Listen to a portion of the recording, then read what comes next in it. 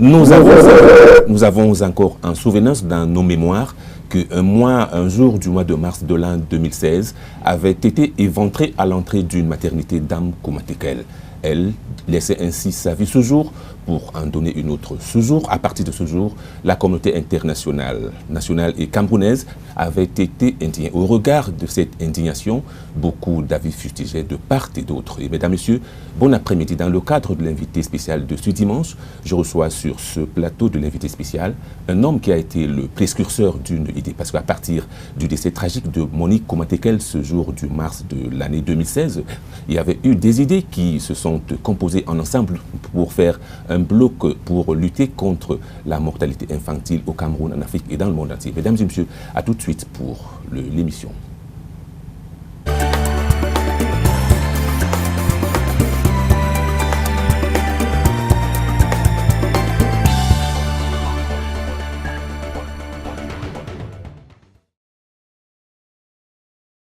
Bon dimanche, messieurs et dames. Je vous le disais à l'introduction de cette émission que je reçois aujourd'hui sur le fauteuil de l'invité un homme, un Camerounais. Il est originaire de l'Ouest. Il est porteur de beaucoup d'idées. Et le temps d'une heure, le temps de cette émission, nous allons parcourir, nous allons savoir davantage sur cet homme qui a créé une initiative, qui a créé une idée. Et puis au jour d'aujourd'hui, je pense qu'à partir de beaucoup d'actions, cette initiative est en train de prendre corps. Je vais vous le présenter. Jules Le Tchateau, bon dimanche. Merci, bon dimanche à vous. Et merci d'avoir accepté l'invitation de l'invité spécial sur ABK Télévision. Tout l'honneur est pour moi. Très bien, mesdames et messieurs, Jules Tchateau, il est sur ce plateau et avec lui, nous allons parcourir ce pourquoi il est au Cameroun. Et avec vous, Jules Tchateau, effectivement, nous allons dérouler le tapis sur votre personne. Quelles sont vos activités, quelles sont les actions que vous menez au quotidien en rapport à la lutte contre la mortalité infantile au Cameroun. Et dites-nous, effectivement, Jules Tchateau, vous êtes en terre camerounaise environ il y a 5 semaines. Dites-nous quel est l'objectif de votre présence au Cameroun. Non, mais je suis venu au Cameroun par rapport à la conférence commémorative, parce que nous avons fait une conférence, c'était une continuation, parce que nous avons déjà fait une conférence commémorative. Très bien. Le 11 mars 2017, c'était à Liège, en Belgique, où je réside. Et le thème était un an après la mort de Monique, quel enseignement en tirer. Et puisqu'on s'est rendu compte lors de cette conférence-là que 64% des décès maternels, des victimes de décès maternels étaient des femmes sous-instruites, on s'est dit qu'il était une bonne chose, il était important d'organiser une deuxième conférence commémorative dans un sens éducatif. Et cette fois-ci dans la ville où elle est décédée. Ça a eu lieu dimanche dernier, le 10 mars, et je suis arrivé depuis le 9 février au Cameroun pour préparer cette conférence-là en fait. Très bien, mesdames et messieurs, vous l'avez compris, je reçois Jules Tchateau dans cette émission. Et Jules Tchateau, avec nous, nous allons savoir qui est Jules Tchateau, qui êtes-vous effectivement, parce que le public camerounais, les nombreux téléspectateurs de ABK Télévision ont envie, ont soif de savoir qui a fait le tour de tous les médias du Cameroun. Qui êtes-vous, Jules Tchateau? Jules Tchateau, c'est un Camerounais lambda. Bon, c'est un Camerounais qu'on vous a rencontré dans la rue. Je suis né... Vous n'êtes pas trop connu du grand public camerounais, vous n'êtes pas connu de la scène médiatique au Cameroun? Non, que je suis qui? Je suis un citoyen lambda, je suis un citoyen comme tout le monde. Je suis né, j'ai grandi ici, et puis je vis maintenant en Belgique où je me bats comme tous les Africains qui imitent. Donc voilà, je suis personne, je suis un Camerounais de la société civile. Je dirais plutôt que je suis un militant humaniste. Très bien. Bon, je suis touché par la situation de mon pays, par la situation du continent. Et au quotidien, en plus de ma vie professionnelle, de ma vie familiale, je me dis qu'est-ce que je peux faire pour impacter mon pays, pour apporter quelque chose à mon pays. Donc, voilà. Effectivement, Jules Tchateau, vous vivez en Belgique. Dites-nous en quelque sorte quelles sont les actions que vous menez au quotidien pour venir au secours à la femme sous-développée en fait, à partir de la Belgique. À partir de la Belgique, pour parler de l'organisation que vous avez parlé tout à l'heure, les enfants de Monique, les fous de cœur que j'ai créé, où je travaille avec 17 Camerounais qui résident dans 6 pays différents.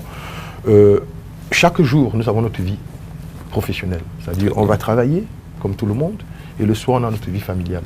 Mais maintenant, dans nos temps libres, on essaye de voir comment faire pour impacter, pour apporter quelque chose à notre pays. Parce qu'il faut reconnaître que la situation est très grave en Afrique. Ce n'est pas seulement au Cameroun. On banalise énormément la vie humaine. Et nous, on regarde ça. Nous avons la chance d'être dans des pays où on voit l'importance que d'autres accordent à la vie humaine, du moins dès lors. Donc, et nous, on s'est dit, mais il est quand même important de se battre et d'apporter quelque chose à notre pays. Cette femme que vous avez dit tantôt, qui a été éventrée en même le sol, dans les paliers d'un grand temple de soins. Quand on l'évoque aujourd'hui, les gens pensent qu'on l'évoque juste pour créer la zizanie. Non, on l'évoque parce qu'il est important de se rappeler. Et quand on se rappelle des drames comme ça, on se dit comment on peut faire pour les stopper, pour que ça ne se reproduise plus. Bon, commémorer, c'est se rappeler, c'est se souvenir. C'est essayer, se souvenir, c'est essayer de tirer les leçons du passé pour mieux structurer l'avenir. Donc voilà, au quotidien donc, en plus de notre travail, dans nos temps libres, on essaie de travailler sur les réseaux sociaux parce que les membres que je vous ai dit tantôt vivent dans 17 pays différents, dans 6 pays différents. Si. Donc on a un groupe WhatsApp qui s'appelle Les Enfants de Monique, les Fous de Cœur. Et c'est à travers ce groupe WhatsApp qu'on échange des messages pour gérer notre organisation. Et quand on trouve une femme enceinte, c'est aussi sur le groupe-là qu'on fait tout pour Très bien. Pour gérer. Jules Tato, à vous écouter, j'ai envie de comprendre que le déclic vient du fait du décès tragique de Monique Koumatekel ce jour de mars de l'an 2016. Est-ce que, avant que peut-être cette tragédie n'arrive, est-ce que vous pensiez déjà à vouloir mettre sur pied un élan de cœur de ce genre? Parce que, bon, ce n'est que là que, en fait, vous avez commencé à vous manifester. Oui, ça, pour vous dire vrai, je pensais depuis. Parce que je vis en Europe depuis des années, plus de 10 ans. Et nous, on regarde les évolutions de ces pays, on regarde le nôtre. Et on se dit quand même, quel est notre devoir? Qu'est-ce que nous on fait pour notre pays, pour que notre pays s'améliore? C'est vrai que je pensais depuis très longtemps, qu'est-ce que je peux faire pour mon pays? Quel service je vais rendre à mon pays? Et croyez-moi, le jour que cette femme a été éventrée, mon téléphone a sonné 2 fois. Il y a un ami qui m'a appelé à 6 h du matin pour me parler de l'image qui passait sur les réseaux sociaux. Il s'appelle Christian, il est membre de l'organisation. Il y a une autre qui m'a appelé depuis le Canada, elle s'appelle Essie, à 6 h aussi, après l'autre, pour me parler de ça, parce qu'ils connaissent mon engagement pour la cause humaine. Et ce jour-là, j'ai décidé que je créerais une organisation qui portera, je voulais au départ que ça porte le nom des jumeaux. Je voulais qu'on donne aux jumeaux des noms à titre posthume. Ouais. Mais je n'ai pas pu entrer en contact avec la famille et que ça se fasse. Mais j'ai décidé que je créerais une organisation qui portera le nom de cette dame. Pourquoi? Parce qu'elle n'est pas la seule. Elle n'est pas la seule. Je suis un survivant de cette situation. Très bien. Avant de revenir sur votre cas, mesdames, je vais vous inviter à planter avec moi l'ossature de cette émission. Nous allons tous ensemble suivre l'élément que nous avons tourné sur le terrain au sujet de notre cas patent, qui est effectivement un témoignage vibrant de l'action humanitaire que mène l'association Les Enfants de Monique, les Fous du Cœur. Suivez plutôt.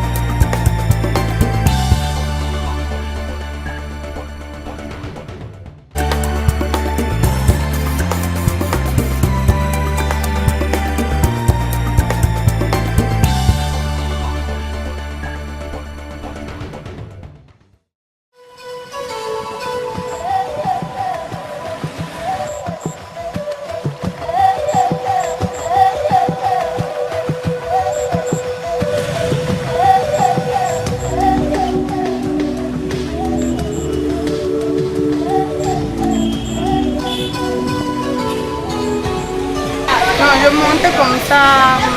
Pour voir d'où? Pas encore. Je montais comme ça. Ok. Mais, là où tu vas, c'est toujours ici là haut. Ici là à côté. Ah bon, hein? Et tu n'as pas, ta marchandise n'est pas encore prête? Pas encore. C'est encore au feu? Oui. À la maison? On descend. Mais alors à la maison? Voilà, une victime d'accident de la circulation, mère de plusieurs enfants, Dame Latifa Ngwangore, il y a des années en arrière, excellait dans la vente des fruits noirs. Dans son élan, par un transporteur, elle se contente aujourd'hui de faire avec 2 béquilles, un raffort en sa jambe amputée. J'avais fait l'accident au rond-point d'Aïdo. C'était en 18 décembre. J'ai fait l'accident là-bas. Bon, on m'a amené à l'hôpital de la Quintini. Le jour qu'on m'avait amené là-bas, peut-être c'était une semaine comme ça. Un enfant Monique, oui, on m'a aidé. On m'a envoyé 100 000 francs. J'ai fait 3 mois là-bas et sorti. On m'a encore donné 100 000 francs. Que c'est pour aider, c'est pour m'aider jusqu'à maintenant. Mon accident là, je ne comprends rien. Comme on m'avait dit que l'assurance va prendre soin sur ça jusqu'au non-jour. Je ne comprends rien sur ça.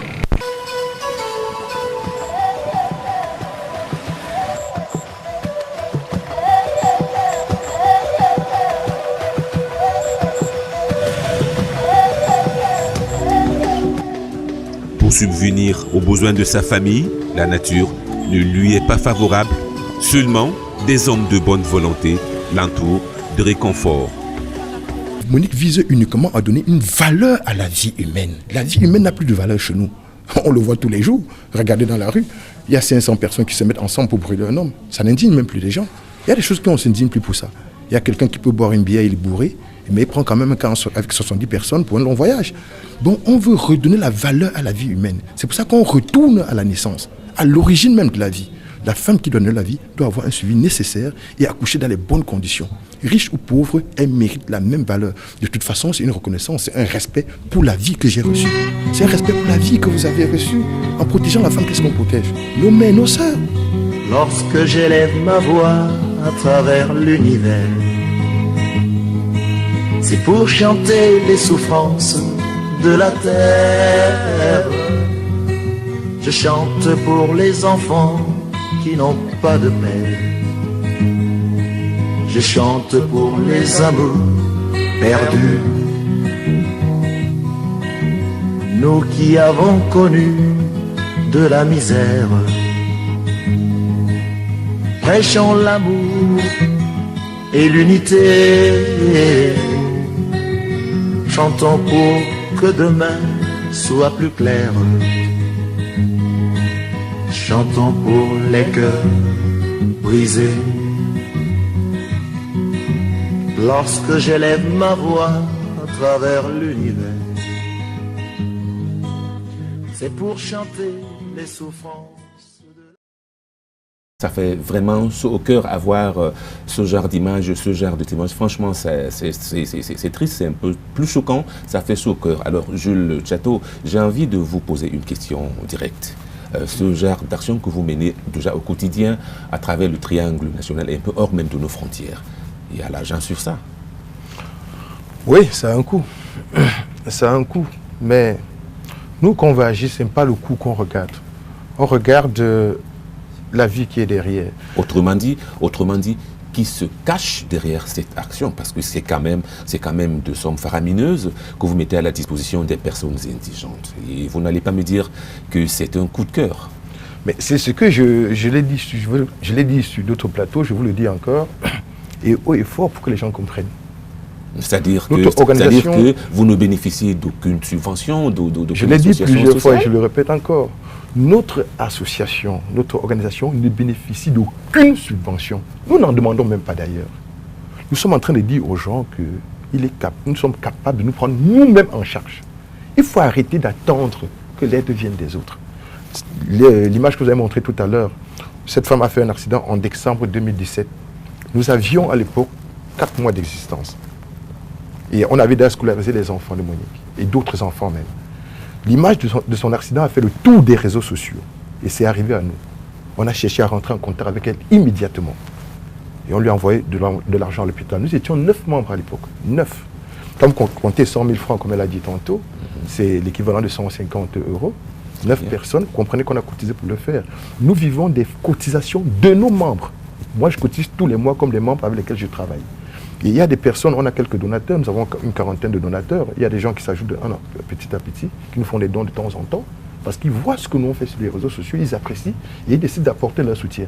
Nous sommes venus à la conférence, je n'étais pas seul, venu de la Belgique. Il y a d'autres membres qui sont venus avec moi, payant eux-mêmes leur billet d'avion, payant eux-mêmes leur séjour, prenant les vacances à leur travail, pour rendre service à l'humain, à leur pays.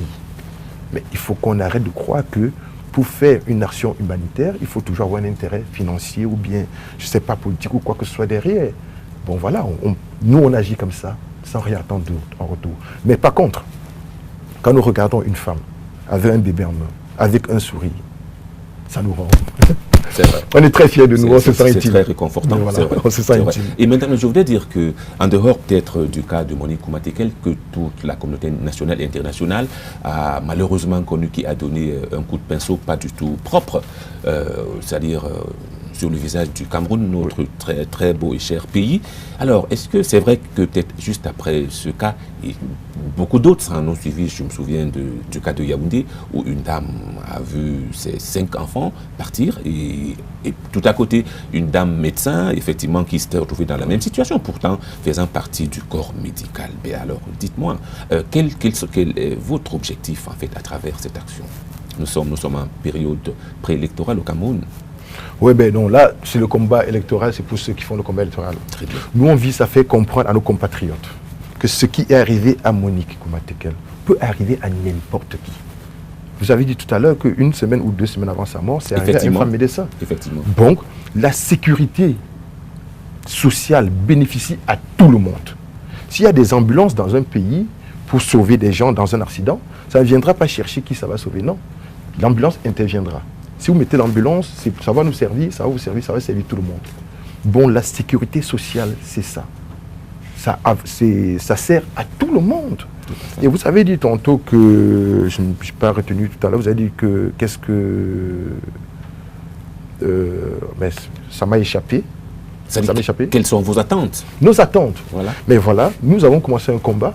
Qu'est-ce que nous voulons? C'est faire comprendre à tous nos compatriotes. À quel prix? La vie est chère. Très bien. Parce que ici chez nous, pas seulement au Cameroun, c'est dans toute l'Afrique. Le drame de Monique, ce n'est pas seulement un drame qui arrive au Cameroun. Tout à fait. Les drames arrivent dans tous les pays, des drames différents. Mais le plus important, c'est qu'est-ce qu'on fait de nos drames? Est-ce qu'on en tire des leçons? Ou bien est-ce qu'on va tomber tous les jours au même endroit?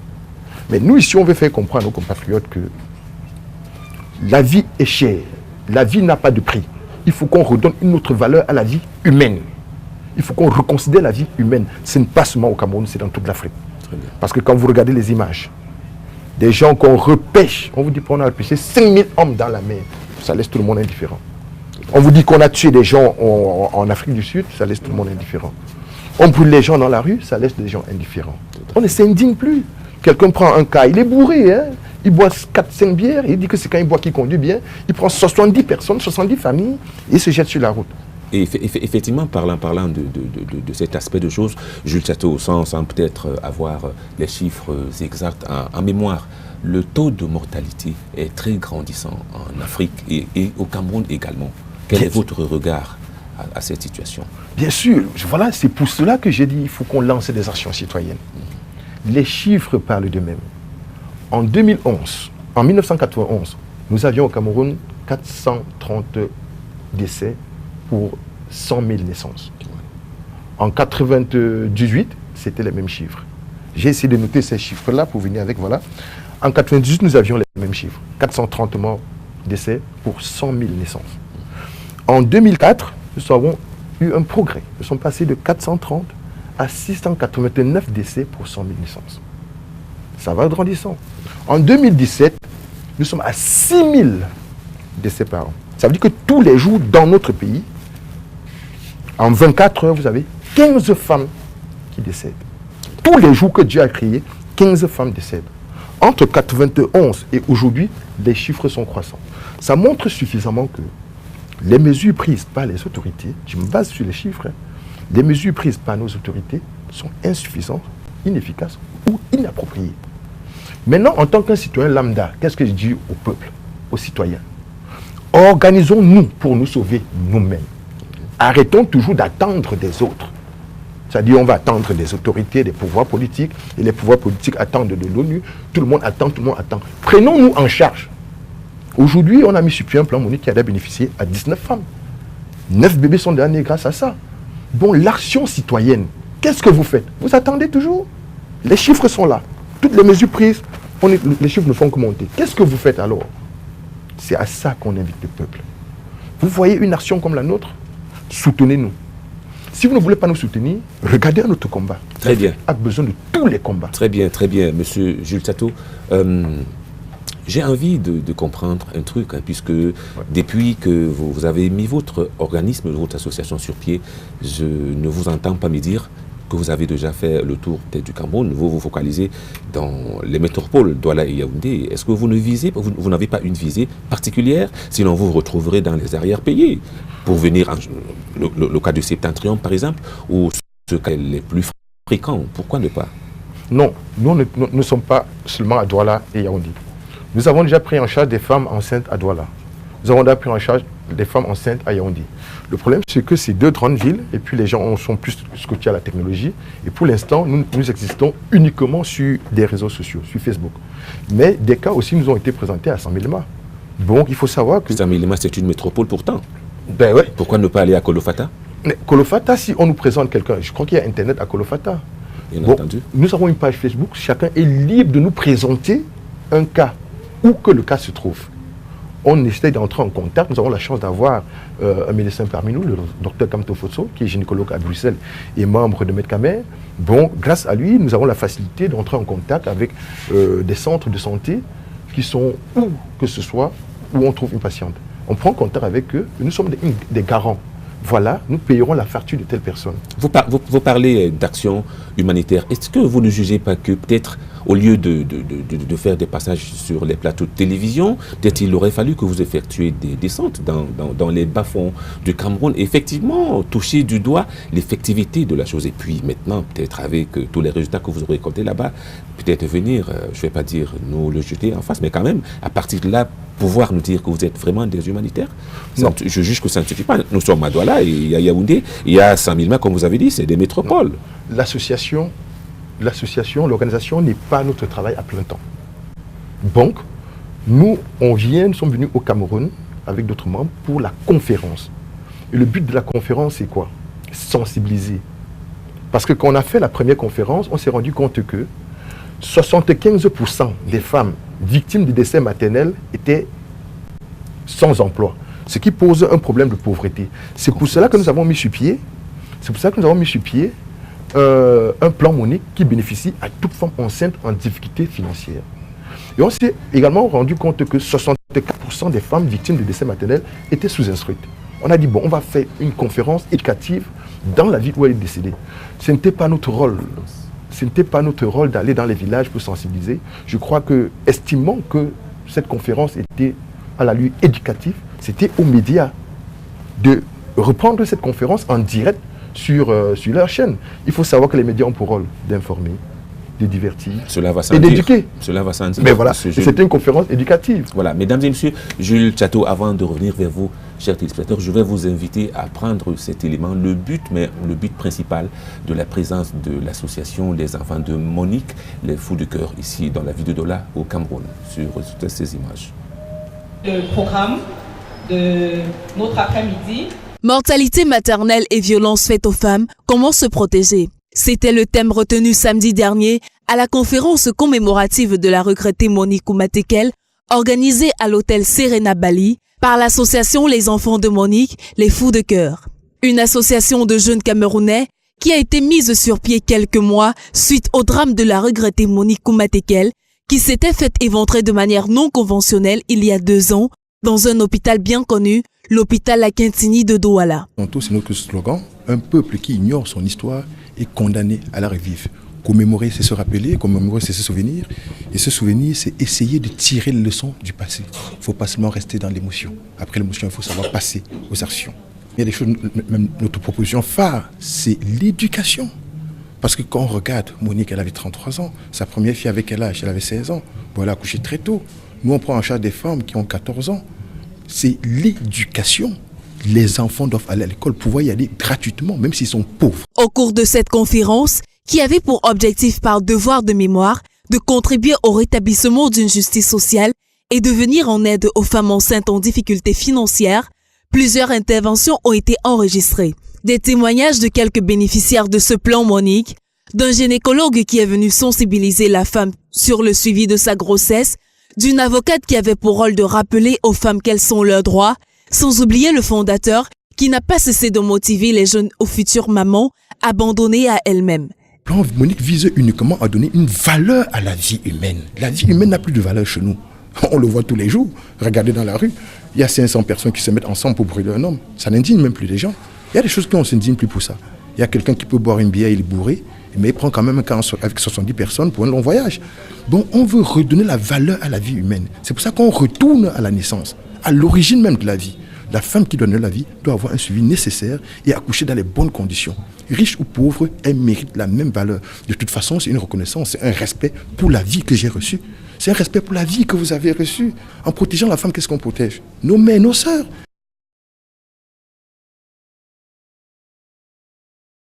De retour sur ce plateau, chers téléspectateurs, et Jules Tato, nous venons de revoir cet élément, la conférence de presse que vous avez tenue, cet incident de la vie de Douala, avec pour objectif de sensibiliser le grand public sur la mise en valeur de la vie humaine qui n'a pas de prix. Alors au jour d'aujourd'hui, c'est le cas Monique Oumatekel qui est au cœur, qui est le déclic de votre action. Qu'est devenu les après de Monique Oumatekel, vous qui avez côtoyé sa famille? Bon, qu'est-ce que c'est devenu? Il y a sa première fille qui avait 16 ans, Denise, elle était en 4e. Donc, elle a dû tomber enceinte, comme je disais dans la vidéo, le problème de l'éducation. Elle est tombée enceinte très tôt. Actuellement, elle est en repos de maternité. Il y a sa deuxième fille, Anne, qui a eu son certificat d'études primaires et qui est en première année IH. Au lycée technique de Yabassi.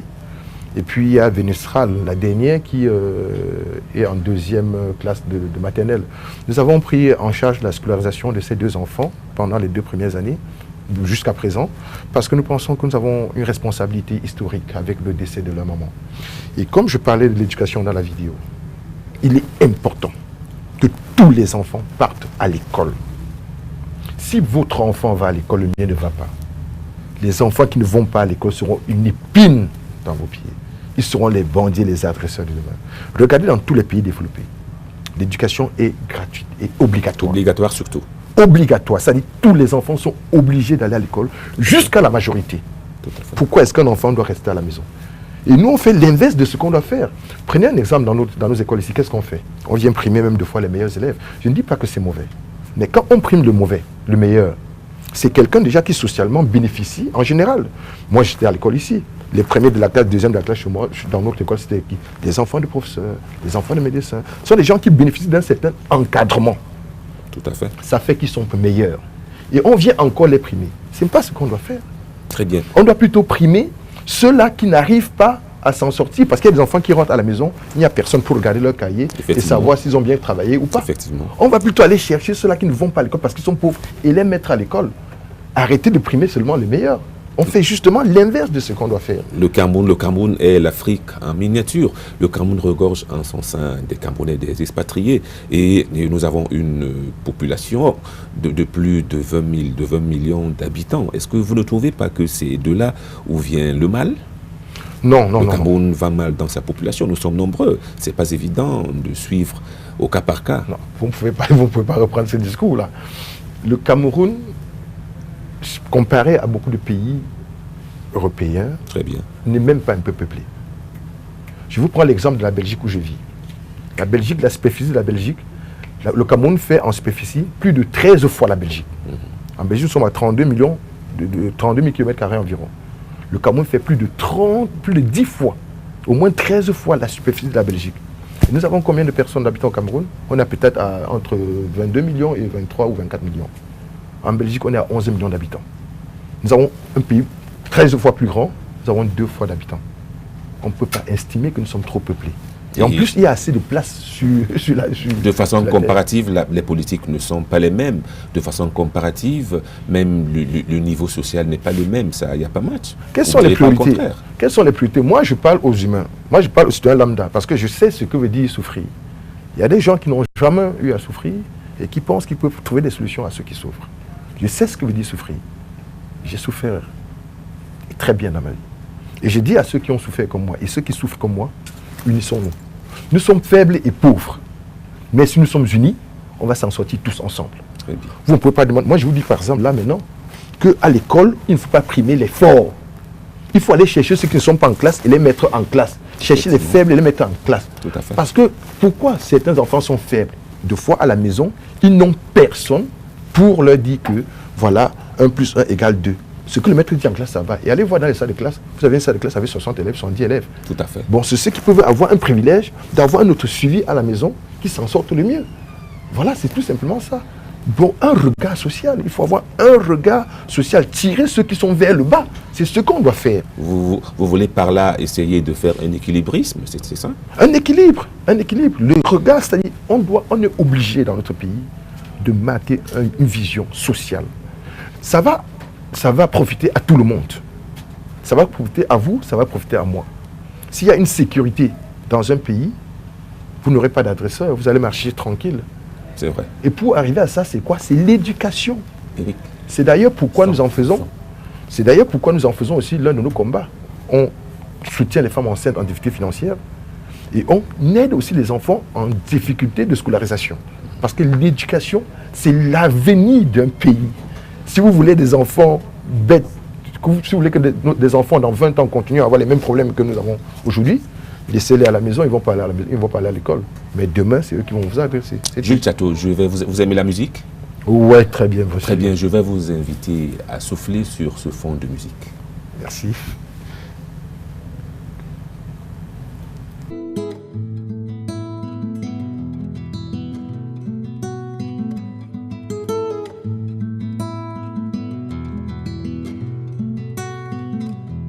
Une essence, un cri, une douleur, un bruit, un cœur très doux, ami, un cœur qui bat la vie.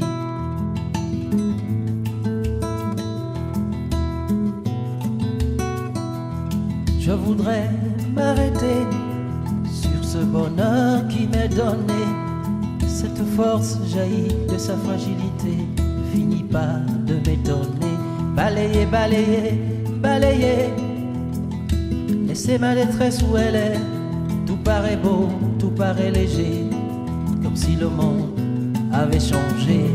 C'est la vie, la vie, la vie, oh, la vie.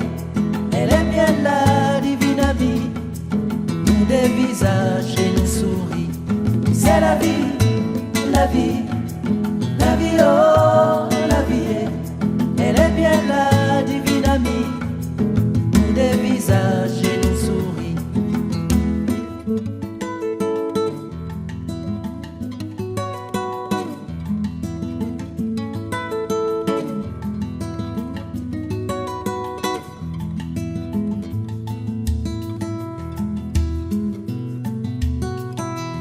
Une caresse, une joie, un sourire, une voix, une main tremblante et moi, une âme qui vit de toi.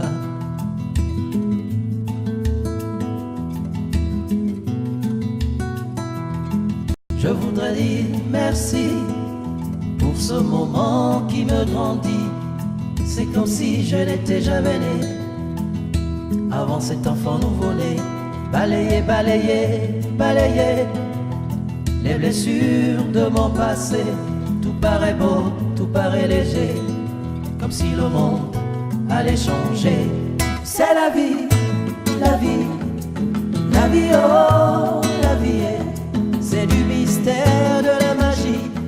Je me sens père, ça me ravit. C'est la vie, la vie, la vie, oh, la vie. Elle est bien la divine amie, me donne des ailes et des envies.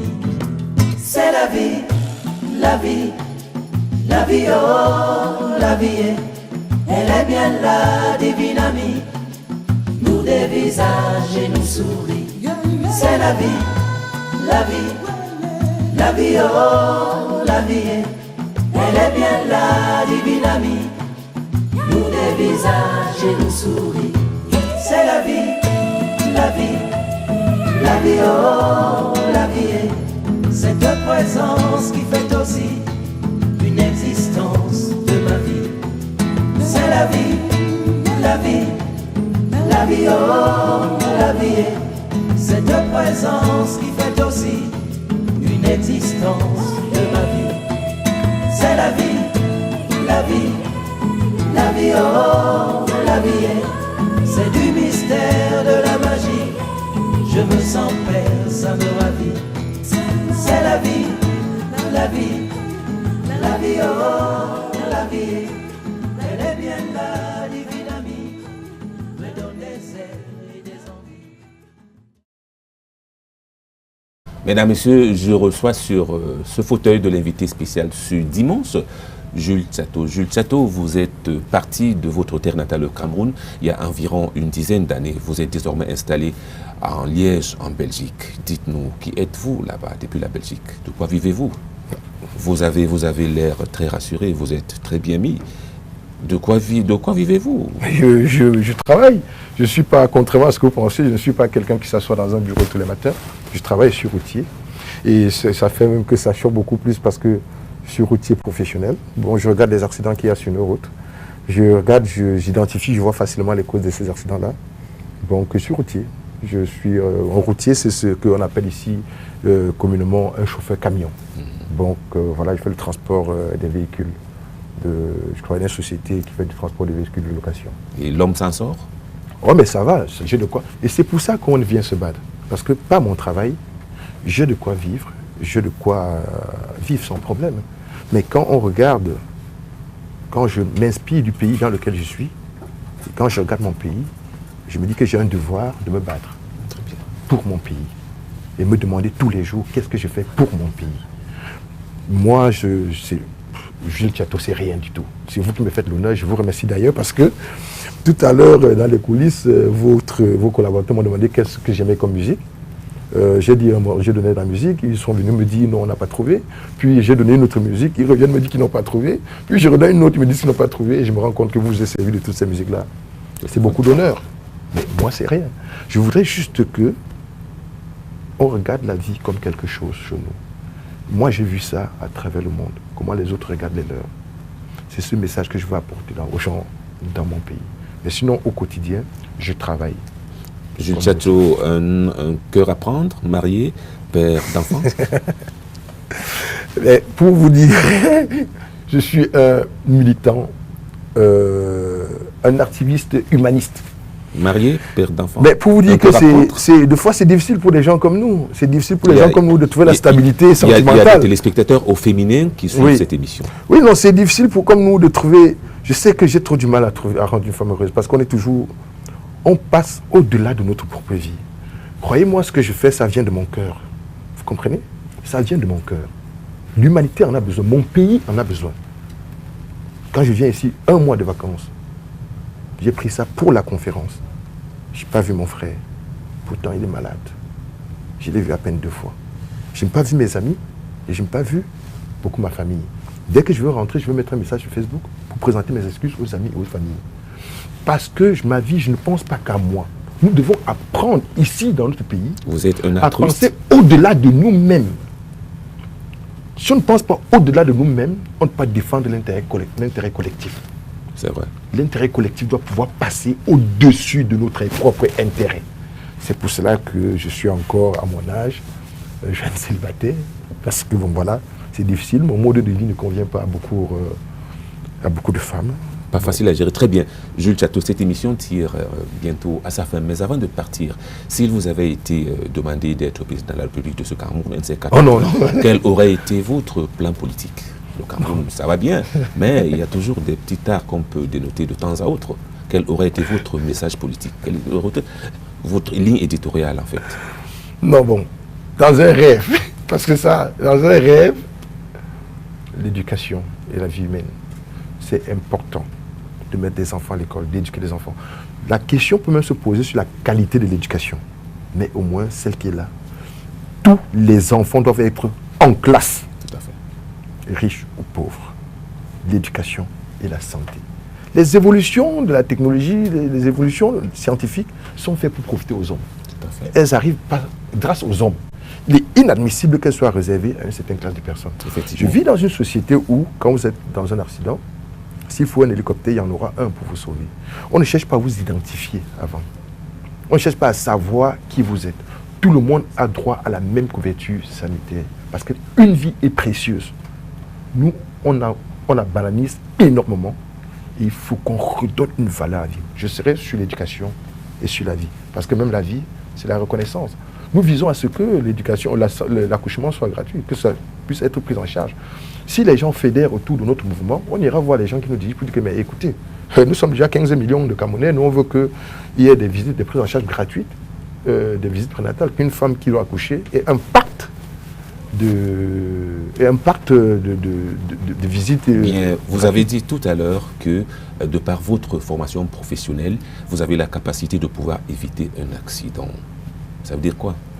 Oui, mais ça veut simplement dire que quand vous regardez les accidents ici, là, vous êtes vraiment mal à l'aise. Nos chauffeurs, ils sont formés comment?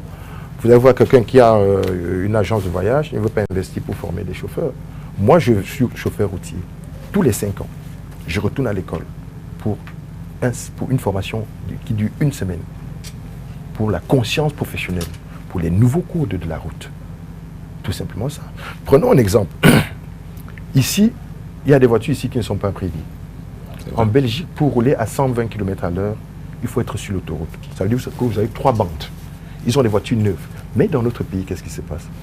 On a des routes en mauvais état. On n'a pas des grandes routes. Mais on a des gens qui veulent rouler quand même à 120. Normalement, ici, quand on regarde notre route ici, la vitesse devait être limitée à maximum 80 km/h sur tout l'étendue du territoire. Parce que pour rouler à 80 km/h avec une voiture en bon état dans les pays développés, il faut que ce soit une route qui a au moins 2 bandes qui vont dans la même direction. Pour rouler à 70 km à 90 km/h, il faut que ce soit une qui a au moins 2 bandes qui vont dans la même direction. Et là, vous pouvez rouler, on appelle ça route nationale, vous pouvez rouler à 90 km/h. Ici, on a 2 pistes de routes qui marchent une bande dans chaque direction. Et des gens roulent dessus à 120 à l'heure, avec des voitures qui sont des voitures d'occasion, parce que ici, ce sont des voitures d'occasion. Jules Tato, le Cameroun tout entier a besoin de ces citoyens, de ces enfants comme vous.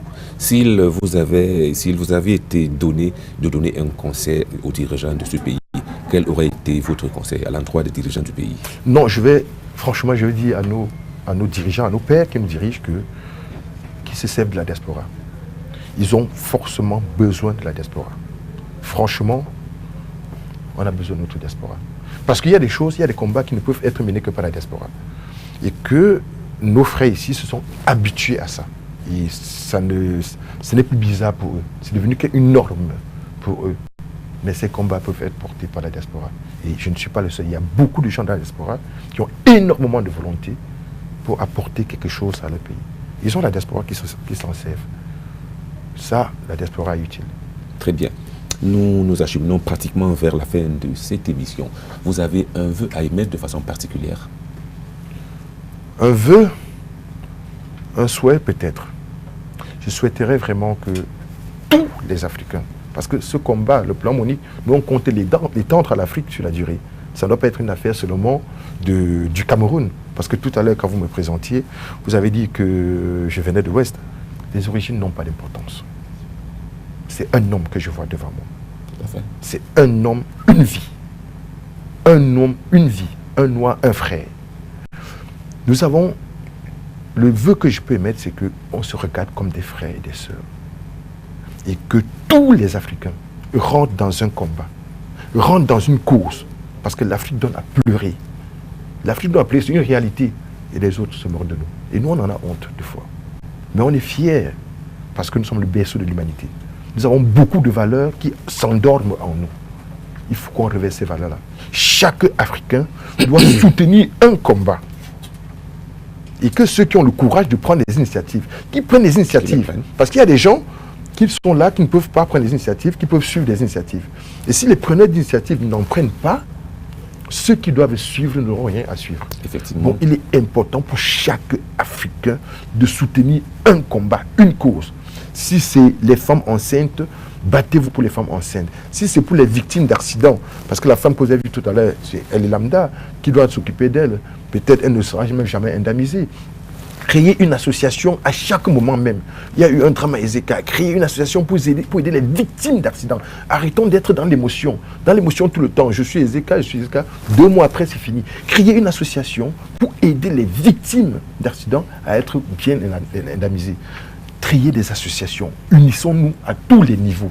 À tous les niveaux. Les pousseurs, unissez-vous. Les baisses, unissez-vous. Unissons-nous à tous les niveaux. J'aimerais citer cette pensée de... C'était qui ça? Unis, oui. Muammar Kadhafi. Unis, nous restons faibles. Mais désunis, nous n'existons même pas. Très bien. Mesdames, Messieurs, chers téléspectateurs, ce dimanche sur le fauteuil de l'invité spécial, j'ai reçu M. Jules Tchato. Il est camerounais de la diaspora. Il vit à Liège, en Belgique. Il était de passage au Cameroun et il a mis sur pied, après avoir été touché par le phénomène Monique Oumatekel qui s'est passé ici dans la ville de Douala il y a 2 ans. Il était l'invité spécial. Monsieur Jules Tchato, merci d'avoir accepté l'invitation de l'invité spécial sur APK Télévision. Mais c'est moi qui vous remercie pour tout cet honneur. Si je n'ai jamais reçu un si grand honneur.